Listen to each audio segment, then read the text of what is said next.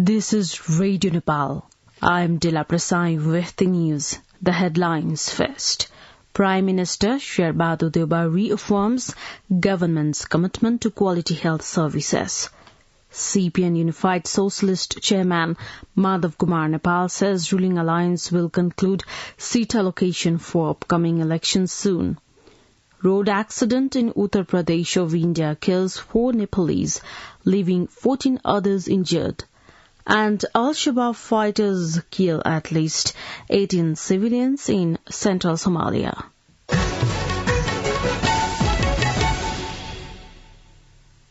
Now the news in detail. Prime Minister Sherbadu Deuba says the government has prioritized quality health services. Addressing a program organized by Democratic Doctors Association in Kathmandu yesterday, Prime Minister Deuba said the Constitution had guaranteed health and education as fundamental rights to the citizens. The Prime Minister said the government had allocated adequate budget to health sector as it has special role in building prosperous Nepal. Prime Minister Deuba also appreciated the role played by the doctors during the COVID-19 crisis. Moreover, the Prime Minister said the government had continued efforts to guarantee quality health service to the people in rural areas. The Prime Minister also added that the government had managed all the necessary provisions to conduct the election in a free, fair and fearless environment. Prime Minister Sherbadu Deuba has said Nepal should produce talented players so that they can compete in the international stage with high confidence. Speaking at a program organized on 59th anniversary of National Sports Council NSC in Kathmandu yesterday, the Prime Minister said Nepali sportspersons had kept the nation's dignity high in the recent days and called for further progress in this issue, saying that further sharpness in the performance of Nepali players was today's need. Prime Minister Deuba assured of full support on behalf of the government for such steps, expecting that great success of Nepali sportsperson would further increase Nepal's dignity. Chairman of the CPN Unified Socialist, Madhav Kumar Nepal, has said the talks are on the way regarding unity among all the parties carrying honest leftist ideology in the country. Talking to media persons at Biratnagar Airport yesterday, Chairman Nepal added that all the parties of the country carrying honest leftist ideology could be united. Chairman Nepal clarified that the ruling alliance would conclude seat allocation for upcoming elections at the earliest. He said seat would be allocated on the basis of seats won by the candidates of alliance parties in the past elections. CPN UML Chairman KP Sharma Oli has claimed that the five-party coalition will break soon as the parties would get only seats left by the Nepali Congress in the upcoming elections. Addressing a program in Champa yesterday, Chairman Oli said the alliance could break any time as it was in the risk zone. 4 Nepalis died and 14 others were injured in a road accident at Barabanki of Uttar Pradesh in India yesterday. The accident took place when a truck hit the bus heading towards Goa from Rupedia, Indian bordering market. According to Indian police, the truck hit the double-decker bus at a time when the bus was parked to change the tire after it got punctured near Barabanki.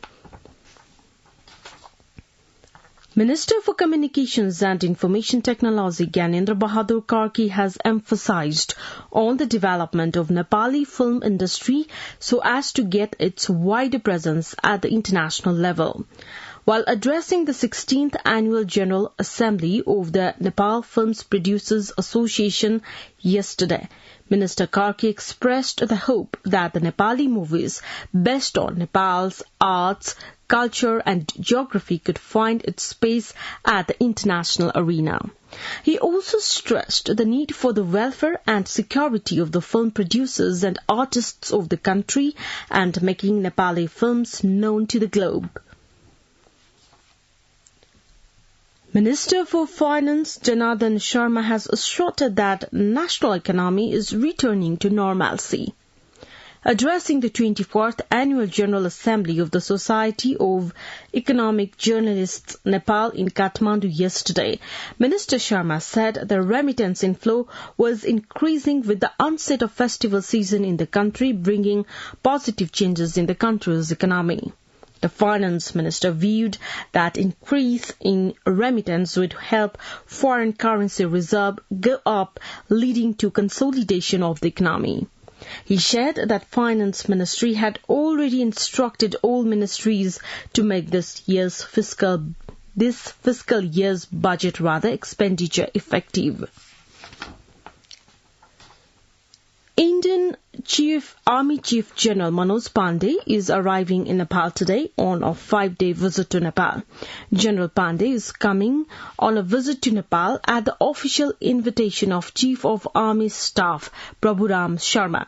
During the visit, President Bidyadevi Bhandari, who is the Commander-in-Chief of the Nepali Army, will honour Indian Army Chief Pandey with the honorary title of the General of Nepal Army. During his visit, Indian Army Chief Pandey is scheduled to meet with Prime Minister and Defence Minister Sherbatu Durbar. Nepal has reported 200 additional COVID-19 cases with 2 infection-related deaths in the past 24 hours. The Ministry of Health and Population said the cases were confirmed while testing 3,537 samples. Meanwhile, the Health Ministry says dengue has spread in 66 districts of the country. 2,179 people were infected with dengue across the country in the past 2.5 months. Nepal won the second unofficial ODI match against Kenya with 17 runs yesterday. Batting first, Nepal posted 230 runs on the scoreboard with the help of 78 runs from captain Rohit Paudel. Opener Dev Khanal contributed 37 runs to the team, while Sompal Kami added 26 runs and Gyanendra Malla added 25 runs to the team. In the replay, Kenya scored 213 runs, losing all wickets while playing 46.3 overs. For Team Nepal, Dipendra Singh Ari and Sompal Kami took 4 and 3 wickets respectively. Nepal is playing the third ODI against Kenya tomorrow. You're listening to Radio Nepal 8 AM English News Bulletin. We continue with the international updates now. Al-Shabaab fighters have killed at least 18 civilians and destroyed trucks laden with food aid in an overnight attack in Somalia's central region. The armed group launched the attack in the Hiran area in the semi-autonomous state of Hirshabelle in central Somalia. Somalia's state news agency SONA reported that Al-Shabaab fighters set fire to the trucks and killed most of the people on the vehicles. Russia's main gas pipeline to Europe is not to be reopened as planned on Saturday, adding to concerns about energy supplies this winter. Russian state energy firm Gazprom said it found a leak on Nord Stream 1, meaning it could be closed indefinitely. The pipeline, which runs to Germany, has been shut for 3 days for what Gazprom described as maintenance work. Energy prices have soared since Russia invaded Ukraine, and scarce supplies could push up costs even further. Now the general weather forecast for the country for today. Forecasting division says the weather is likely to be generally cloudy in Province 1, Madhya Province, Bagmati Province and Gandaki Province, and partly to generally cloudy in the rest of the provinces. Kathmandu's weather report now. Maximum temperature of 29 degrees Celsius and minimum temperature of 20 degrees Celsius. With this news, we have come to the end of this bulletin, but before we wrap up the headlines once again.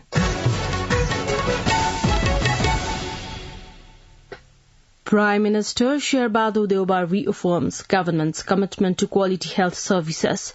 CPN Unified Socialist Chairman Madhav Kumar Nepal says ruling alliance will conclude seat allocation for upcoming elections soon.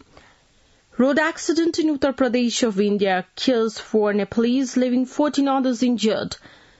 And Al-Shabaab fighters kill at least 18 civilians in central Somalia. Well, that's all that we have for this edition. Our next English news edition is at 2 in the afternoon. You can also listen to us online at our website www.radionepal.gov.np for more news and online programs. Stay tuned, stay safe, and have a good day.